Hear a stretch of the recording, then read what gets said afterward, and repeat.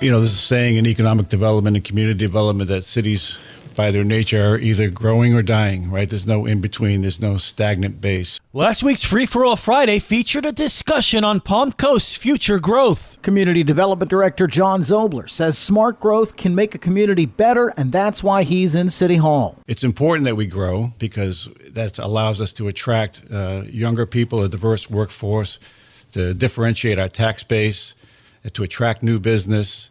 We want a controlled growth. We want to be transparent about who's paying for growth, but it's much better to grow. As we grow, more people share in the cost of our aging infrastructure.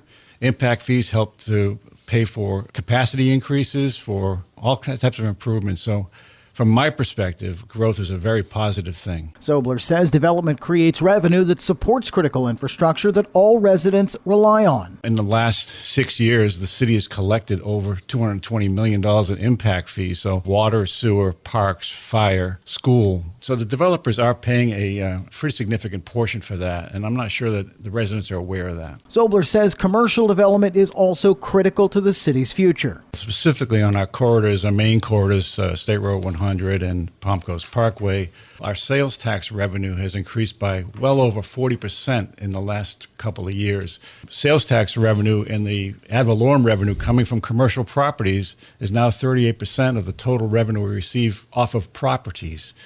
So sales tax revenue is becoming increasingly important. And so is gas tax revenues. As people come off the interstate to visit our restaurants and our shops, they're filling up for gas. Our roads are repaved through gas tax. So that's really important. From the WNZF Newsroom, I'm Daryl Moody.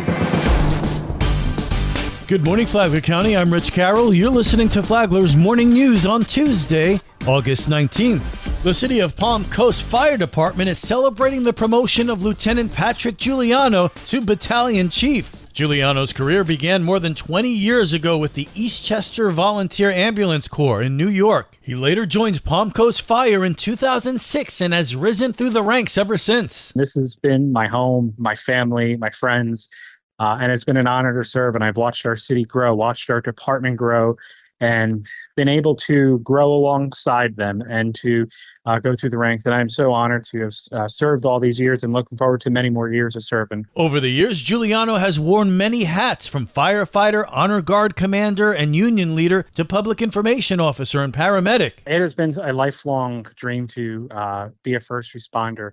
My grandfather was a police officer, my dad in public works. And to follow this throughout all these years has really been exciting. Fire Chief Kyle Berryhill says Giuliano's promotion is a well-earned milestone, marking a career defined by professionalism, compassion, and leadership.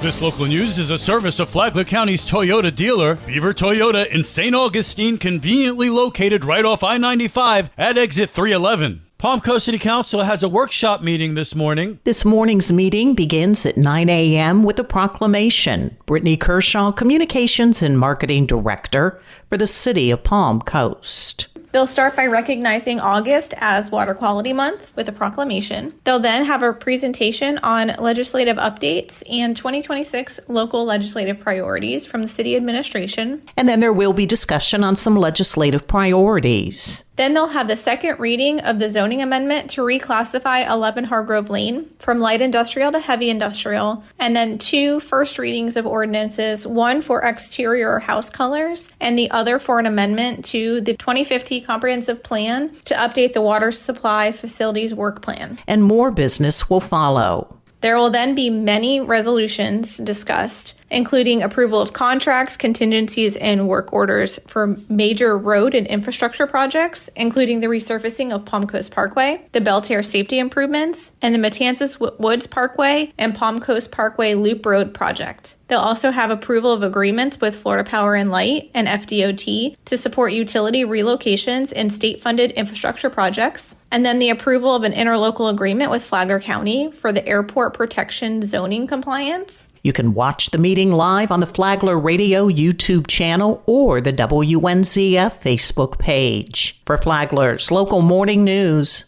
I'm Karen Johnson.